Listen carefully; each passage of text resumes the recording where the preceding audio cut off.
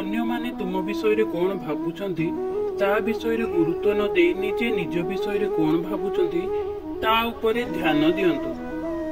काहाकू डराओ नाही, साहस दियो, अपमानित करो नाही, शिखेई दियो, गाड़ी करो नाही, सही जाओ। एसबू लक्षण निज भितर रख, आत्मा शुद्ध होब।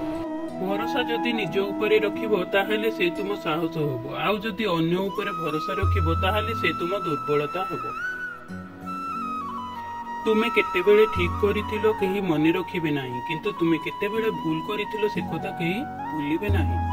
भगवान को न डर पछे किंतु निज कर्म को डर, कारण कर्मर फल भगवान को भी भोगिबाकू पड़िछि।